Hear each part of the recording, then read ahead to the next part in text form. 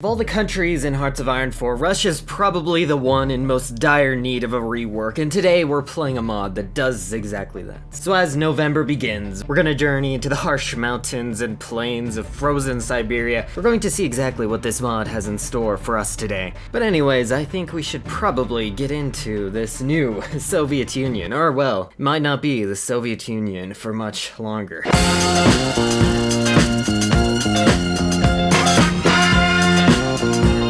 Because yes, this is a much bigger focus tree, as you can see, than the vanilla focus tree for the Soviets, and there are different paths. You can do the regular Stalin path, you can do the Trotsky path, or you can do a terrible fate. Oh yes, and I want to see what this terrible fate is. I like some of these focuses, like A World Anew. That sounds pretty good, you know?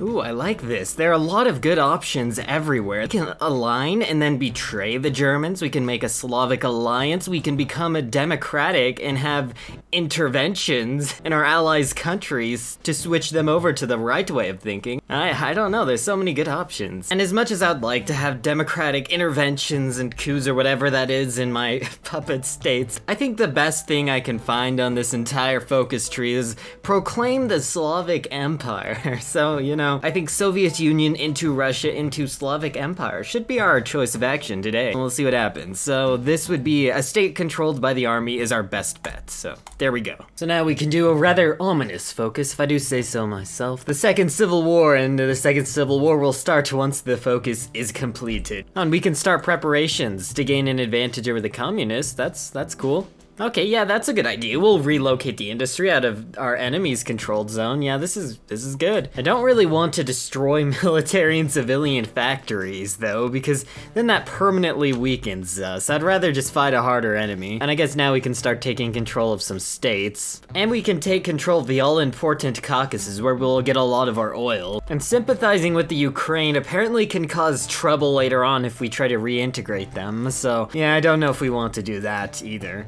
Okay, here we go. Oh no, wow, oh. This does not look as good as I thought it would look. This is not like the Civil War in vanilla. I guess let's take control of all of our puppets divisions. I didn't realize that they would just be puppets too. Well, I guess they're all puppets except Ukraine, who we didn't really do anything with. I guess the war hasn't even really started yet, technically. I guess the Soviets will declare in 5 days, of course. At least we have a lot of divisions, but still, this is not looking as good as I thought. Oh, this general looks really cool. I like how he's riding a horse. If he was a better general, I would obviously choose him, but this guy is the most Chad general. He has the most Chad facial hair, too. I don't know, I guess it's pretty close here. And he's an infantry leader, so I really can't complain when the field marshal's an infantry leader. Wish I had more info on the Soviets though, so I could like compare, because I'm pretty sure they're a lot more powerful than us. At least we have like Belarus and stuff. Okay, and Ukraine accepts neutrality, so that's good. It looks like this long border is pretty favorable to us. These smaller ones are probably gonna be defensive. Well, actually, Okay, for the motherland, there we go. This border does not look good, yeah. Everything else seems okay, maybe. Expected this to maybe be more one-sided, but no, this is going to be difficult.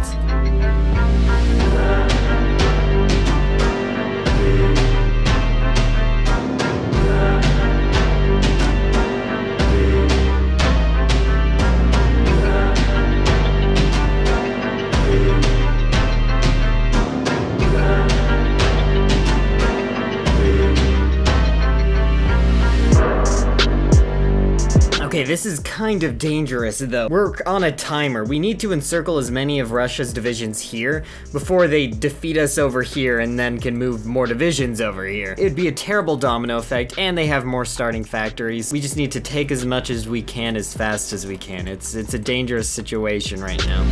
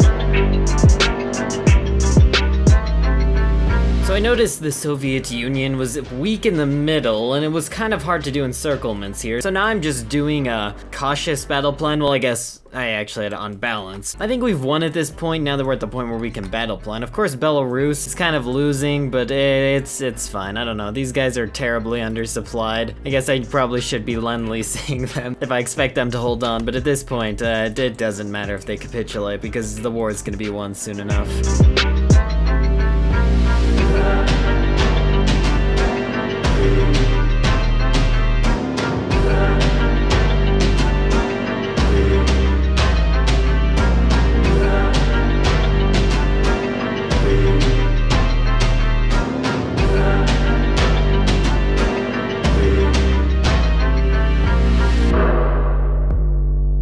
Hey, we've done it, boys. The end of Bolshevism. Our burden is finally over. We have triumphed over the Bolsheviks. The future of Russia is now in our hands. Yes, I guess now everybody's free, though. Move capital to Leningrad. Sure. We'll move to the old capital of the empire, Leningrad. We should probably rename it St. Petersburg, and we should probably reconquer Finland too, you know, but we'll see. We still have a long ways to go. Now we'll bring back the old ways of life instead of do whatever this is.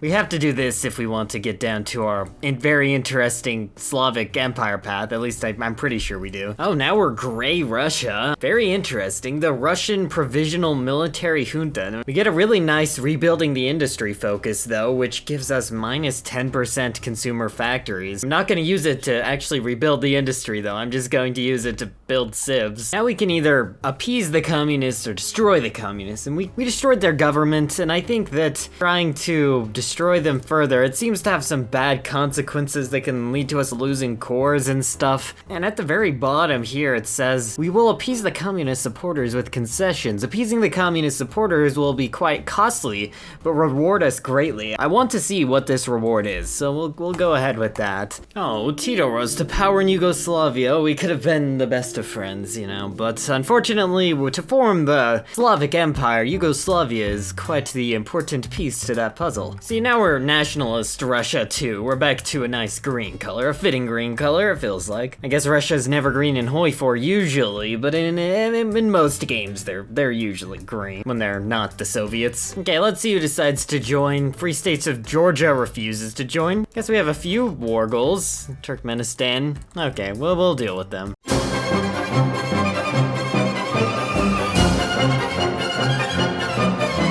I almost wish I didn't puppet everybody and I just made everybody mad at me so I could quickly go to war and annex them, because these decisions take a lot of political power, take a lot of time, and if I don't wait the time, then I lose a ton of stability when I annex people. Oh, people are asking to join our faction. Tenatuva in Mongolia, welcome back. Oh, and now we could just instantly declare on anyone really who has a Slavic state. I guess we can ask for them first and see if Poland and Romania and Yugoslavia and stuff just decide to join our happy cause. Oh wow, yeah, they all just decided to join us. I improved some relations. I don't know if that did anything, but yeah, Germany was just doing their focus to start dividing Yugoslavia. Now Poland is just us. We are Poland now. And we have Danzig too, which is great. Unfortunately, these are all just occupied states. Oh, and Italy folds. Italy agreed not to intervene in our Slavic affairs. Great. Don't know what that means, so I guess, oh, they just renounced their claims. France is unfortunately guaranteeing Romania, and then Hungary is unfortunately in an alliance with Italy. Maybe if we improve relations, Hungary will just decide to join us, you know? Okay, let's go to war with Finland first. Gonna hurry and try to finish this before we go to war with Romania, because then if we go to war with Romania, Romania will join France, and then Finland will join France. I'd prefer to just get the Finland thing out of the way before getting into a major war. Hungary surrenders. Oh, and Romania does surrender, even though it said there was a low chance, so that's nice, thank you. Now, our border gore is still pretty bad, but our faction map mode is pretty decent now. The only problem we face right now is to form the great Slavic Empire. We have to control all Russian states, all Yugoslavian states, and we have to control all Czechoslovakian states. So that means we have to go to war with Japan to get this back. We have to go to war with Germany to get all of Czechoslovakia, and we have to go to war with Italy to get all of these random Yugoslavian cores. So we have to go to war with 3 major powers before we can form the Slavic Empire. Like all the anti-Comintern stuff has been changed too. It's now the German Defensive Pact, the anti-Russian pact, Operation Barbarossa too, so yeah. Wonder what they'll try to do though. I have all my divisions on their border just in case. I'm probably gonna go after them first anyways, even though I don't really have a navy. Italy still has their little faction, so they won't join the Axis, and we don't really have to worry about them. Turkey was in the Pact of Rome for a little while too, but now Turkey formed the Balkan Entente. But yeah, the Balkans, yeah, they're kind of under Russian rule right now. And Axis Greece wants our investments. Oh, of course not yet. Well, and Germany decided to go ahead with Operation Barbarossa, yeah. So it's begun. They don't have very many divisions on our border yet, but I assume they have a lot to probably put on it. Oh, I forgot they controlled Greece too. Let's take Romania's forces. Oh, and the US joined our side too, our good friend Wendell Willkie. That's good.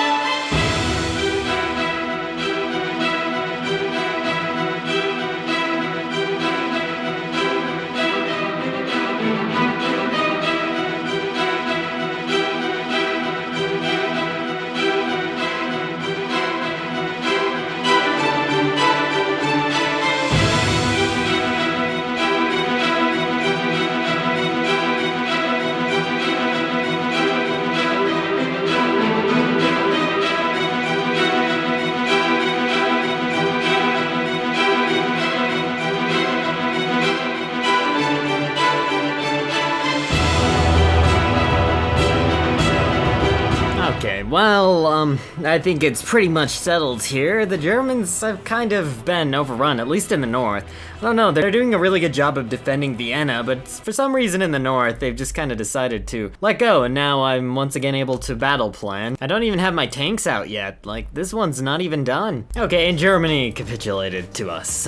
Beautiful. Free France didn't get all of France, though, which is funny. I like how we occupy Paris. That's very blessed. Well, I built myself 36 dockyards and still building more to try to catch up to the Royal Navy, but apparently I can just get Naval Supremacy there already. Kinda makes me sad that I already have it for free, but oh well, I guess I can make a navy for later, for fighting the US or something.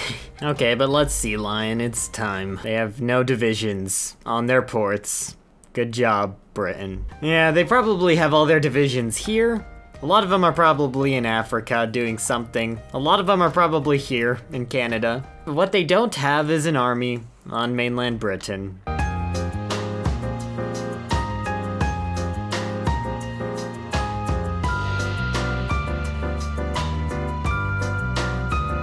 Okay, and it's the peace deal. We'll make sure to take our Slavic states. But other than that, I don't know, we can just take whatever we want. We probably want a German puppet too, that's probably a good idea. Okay, and here's the new world, I guess. Great Britain is still in the hands of Edward VIII. Fortunately, we didn't get Wilhelm in charge of, you know, non-aligned Germany, but still, it's okay. Now these are some nice borders. Now we only have one state left, I'm pretty sure. I'm pretty sure it's just this state. And then we can reform the Slavic Empire, or form it. I don't think it ever existed in the first place, so yeah. Oh no, I just moved all my divisions over towards Japan, but now Italy is in an alliance with Iberia and they have a war goal against me. I guess I'm defended by puppets, so I could just not call my puppets into the war, I think. Maybe they'd get war goals against them too. Anyway, I guess unfortunately we will have to wait to deal with Japan because someone has a war goal. They're the threat for now. Wait, and I just got an event that said Austria voted to join Germany. Well, I guess they have cores there, so okay, Germany's still my puppet, so sure thing. Our puppet, the German Empire, still has more mills than us. I kind of went a little civ heavy this game, so yeah, I guess it makes sense. We won the Tour de France. I guess we own all of France, so we obviously were the ones hosting it then, of course, yeah. Okay, and this naval invasion is going. We don't have any fleets in the Mediterranean, but Great Britain seems to be doing a good job of dealing with the Italians. Since the Italians are holding up in the mountains here, we kind of have to just do a naval invasion of Sicily and maybe Naples. Oh, it's looking so good. This could be the end. If we land, it ends. Yes, it's over for Italy at least. Yep. Okay, nice. Our faction grows. Interesting, though, that the US is in a weird Southwest Pacific initiative with Australia, but then the Commonwealth is just like Canada and France. Wait, who's justifying against us? Japan? Oh, perfect timing. Okay, it's time to go after Japan. It's time for the final mission. Our chance to achieve final victory. No, we might not even have to fight them. I don't know if we have to, like, own the states or we just have to control. Oh, and it looks like they did move their navy. Nice. Okay, and we control it. Let's see, can we do the focus? No. Is there like another Russian state somewhere? Where's this secret Russian state? Oh, maybe is it this Russian state too? Yeah, that's probably what it is. It's probably Armenia. Yeah, so now we can do it. It was Armenia, yes. The Slavic Empire. We'll unite all Slavs under one flag. Ah, yes. And look, we landed in Japan at all their victory points. Okay, at least they're defending Tokyo. Well, unfortunately, I guess they're defending Tokyo. Otherwise, they might have capitulated.